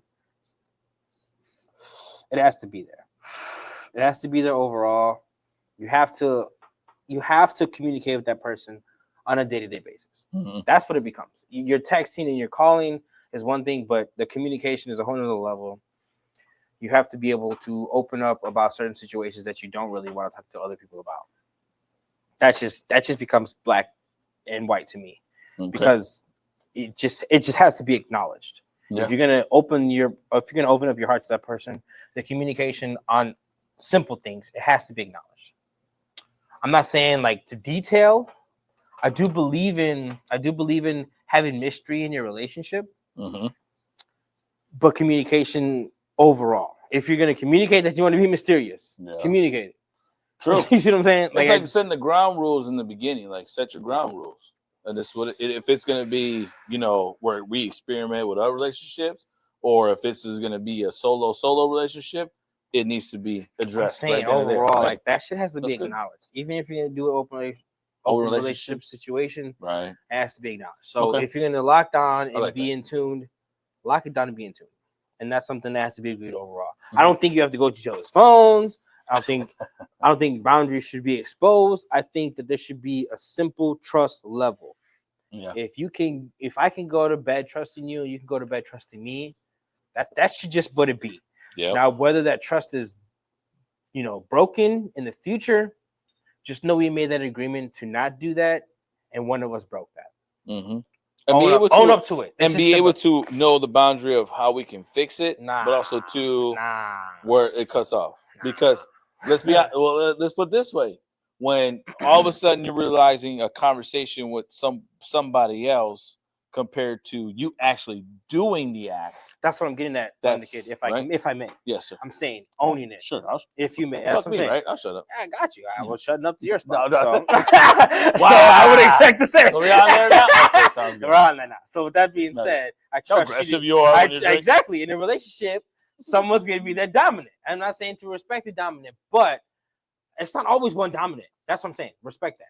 If you want to be the dominant tonight, then you're dominant. All right. I'm saying call the shots, whatever you want to do. Right. Someone's going to have the overall say so. Correct. That becomes communication. That's where it breaks down to the overall. True. Someone feels they're disrespected. Someone feels that they're unappreciated. And someone feels that you should own up to what you did wrong. All right. I respect you enough to do that. I'm going to own up to it. It's not only just move on from it. It's not only like, let's progress from it. It's like, look, I think owning up is the biggest thing. Facts. People have so much self-pride. I say people because it's either the woman or the man. Yeah. They have so much self-pride to where they don't want to admit to it. That's cool. And like little arguments are like, I'm not going to admit to it now, but ha ha ha. That shit boils back later. Yeah, that you want to double back to that. If you're in a relationship with somebody, I'm going to double back to it. I'm not going to let you, you're not going to let me just fly. Yeah, you're not going to let me just fly either though. We hold each other at the expectation. I think communication goes. I like that. Hold each other to expectations is key in being able to communicate that when someone kind of falls down a little bit, you put them back up and down. That, like, babe, you said you were going to work out. You got to work out. Like, you said you weren't going to do that. Then you did that. And be able to. You said I could do that. Correct. But you can't do that. And you also got to check your attitude at the door, because if you told them that, and then you have to be able to listen to it instead of when you hear it, like, oh, so now you're going to bring it up? Time out, bro. You got to listen to it. I never appreciated it when a significant other was like, oh, no, you said you weren't going to do that. And I'm like, yeah, I didn't. And they're like, all right, but I would never do that. But you literally did that.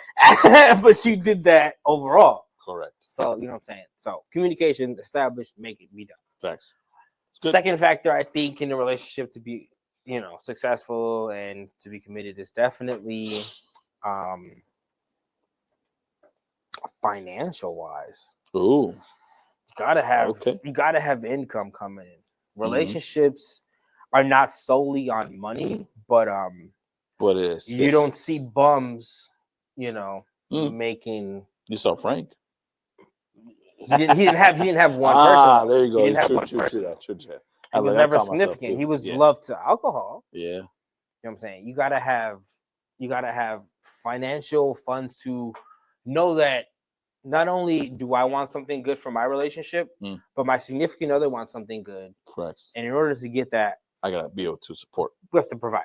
Correct. I'm saying financial. I'm not saying you have to own a business. I'm not saying you have to be a billionaire. But you at least have to be able to afford the expenses. I know men that are in relationships and they work part-time. You know what I'm saying? Like, I know men that provide for their family and they have an online business. You know what I'm saying? They don't work a 9 to 5.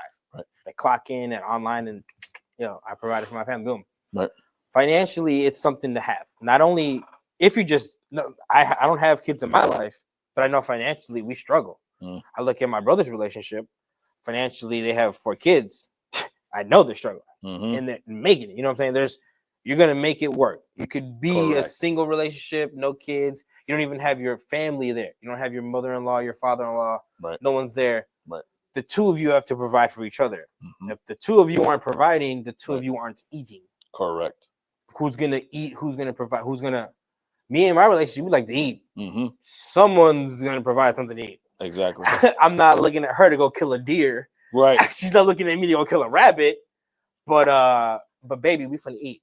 You know what I'm saying? You know, that's just like I'm not money is not the greed or anything, but it's a good aspect to understand where the financials coming in from, so that way at least one of the other understands that if one falls, the other one got to. I love that about a relationship. You know, because if I'm up, right, we're up. exactly. If you're up, we're up. Right. If I'm down, we can be down. We be able to carry, at least we understand that part and know that this isn't going to be permanent, but at least we're able to hold each other for that time being, right? And kids and non-kids. Exactly. Family and then and once we're both up, we're gonna be. I love nice. this. I love the love story of we're Love both down and we came back up together. There you go. That's always the ideal. Mhm. That's me looking at it. Like I look at all aspects of it. So I do say financially, yeah, it's a factor. It comes in factor. If you're gonna be homeless together, hey, you're gonna be homeless together, but you're happy, somebody's still providing that night. You know what I'm saying? Whether he shook a cup for some change or she did something strange for the change. Okay. With that being said, the last subject I gotta get into. There's circumstances like that. There's the last subject I think I would like to say though, overall too, is it's controversial or not controversial, but I do believe in a mental point of the relationship to where maturity. Yeah, maturity overall. Mental maturity. I do think like, but I like a mental maturity on a woman too. Okay. Specifically. Well, in general, when your third thing would be, I guess you would say, is in the relationship is on that level. Each one has that mental maturity to want to be in that relationship. There you go. Yeah. Okay. Yeah. There you go. It's not commitment. It's more of a mental of understanding this is a relationship. Yeah. So we both have to act as just be there mentally. Correct. You know what I'm saying? Yeah. Be there mentally. Don't be checking out. Yeah, it's weird because you know when a partner checks out. You feel it. Yeah. You understand. Once you come home and then you're doing this like your regular routine, and then someone's checked out. It's like, okay, so you just gonna sit down and watch TV. So you just finally gonna get up and walk away. Okay. Like not an argument. Like not a. There's nothing wrong. They just you can tell they're just like hey, the food's there. I'm gonna be out of it. Okay. Because I've noticed it with my significant other, and I've been called out on it. Yeah, same. I've been called out on like, no, you're not acting right, and I'm like, nah, I'm fine, and then I walk away. Then you're like, the whole time I'm like, fuck. Well, like, yeah, that conversation didn't go the way I wanted it to go. You're right. I'm not acting right. Yeah, the conversation didn't go in my favor, and I probably should have contributed more. There you go. In the conversation, you know what I'm saying? If you're mentally checked out, you're not in the relationship. You're not in the relationship at all. You're trying to coast by on something that person is not coasting by on. They're there. You're coasting. You know what I'm saying? Facts. I think that factors in for sure. Those are my three big things. I think for sure going in a relationship and advice wise, just be there if you're gonna do it. If you're gonna play around. That's not what I advise. Well, my advice to those who play around: don't do it on your personal phone. Don't do it on your everyday phone. Don't do that. You're an idiot if you do that. Okay. You make sure you get yourself a burner phone. You make sure you have a safe bag on the side with extra. Look, this is rolling up. I'm gonna tell you right now. This also is like the Mac hosting. Like, I'm gonna tell you right now. If you want to Mac down, you gotta Mac down. Make sure your phone is locked down. You want to make sure you got multiple security codes for your hosts in different area codes. Because I'm the mid player from the Himalaya. Tight shit, you know what I'm saying? If you want that extra advice, please subscribe. email, and we'll let you know. We'll have that Right, person shit. on call. Okay. Exactly. So You we'll know leave it what I'm at saying? that. I think Right. that's a good place to leave it. So With that that way, being said, don't though, have all the tricks out there. For yeah, everything, we love y'all. Thank you for coming to definitely, this man. It was episode of good. Roll It I Up. appreciate you for letting me have it. Yeah, you know, I know, like I said, I wasn't able to roll it up, but guess what? I did have my personal. he roll pulled it it. up. He pulled it up. Exactly. Pulled it up. And that was good. It was Exactly. good. Good time. Good vibes. I love it. But we do love you being Yes. here, Mr. Tony the you Kid. for having You me. guys know where to find him. Chop It Up That's right. at Twitter, X, and YouTube. New show every Wednesday at 10 o'clock on YouTube. Make sure you guys That's check it out right there, put it up, and then we'll make sure you guys tune in and watch it. Very That's good? right. Thank you guys for coming to Roll It Up. We Yes. love y'all. Shout out to y'all. You know where to find us. Yeah. Yes. Thank you for having me. Peace, Appreciate it. love.